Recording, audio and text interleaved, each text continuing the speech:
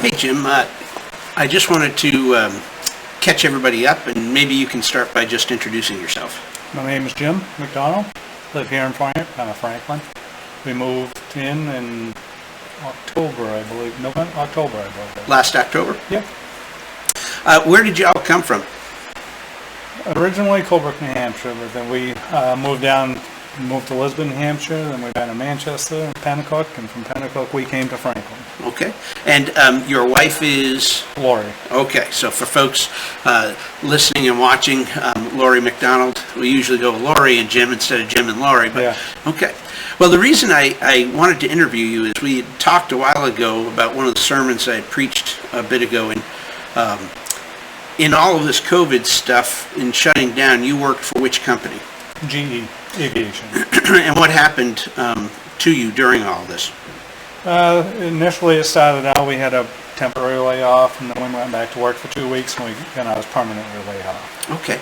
And in the conversation that we had, you'd shared with me that there was something that I had mentioned in one of my sermons. What was that? God is joy. God is joy. And what did that mean to you as you were thinking about that? I never looked at it that way. It just like a light bulb went off, and it just changed things. So from that point on, I decided, since I was going to be laid off, that I was going to kind of dedicate this time to working my relationship with the Lord. And so what does that look like for you? What have you been doing in working that relationship? Laura and I have both been reading a lot, and I've been reading a lot on my own. But one of the things that the Lord brought me to is the prayer of Jabez. Okay. I've read that several times, but when I read it this time, and actually when I shut off the news, the media, all the noise that's going on around me, I was able to focus on my relationship with the Lord. Okay.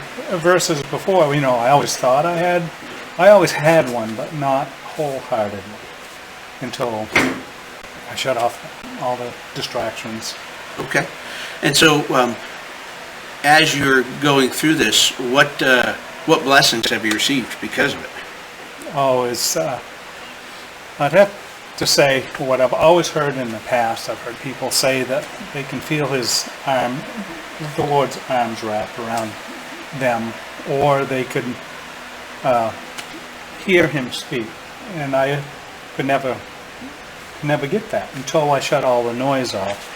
And now when Lori and I will sit down and open up the Bible to read, I just get this warm feeling inside of me. And with all the distractions shut off, I can hear what He's telling me to do. And that's to be still. Amen. So how long have you been laid off now? It's been beginning of June. Beginning of June. Okay, so it's a permanent layoff. Yes. Okay, so you've been down over a month now, and any fear?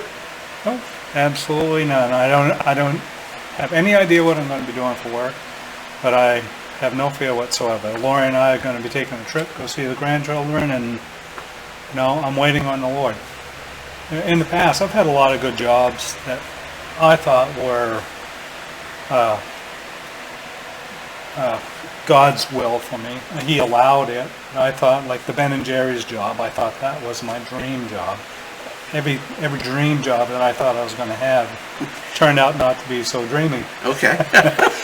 So I'm waiting on the Lord to help me with this. Okay. So even though there's no fear, you've just been taking, and what has the Lord said to you as you've been getting closer and closer to Him and finding that joy? What has He kind of reassured you with? Peace. Peace. Yep. Amen. Peace within. It's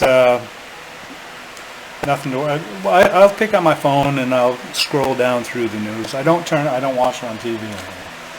But what I think may be interesting, I'll start to read, and no, it's not. So I'll put the phone down and I'll pick up something of His to read. It's more on the positive side than the negative.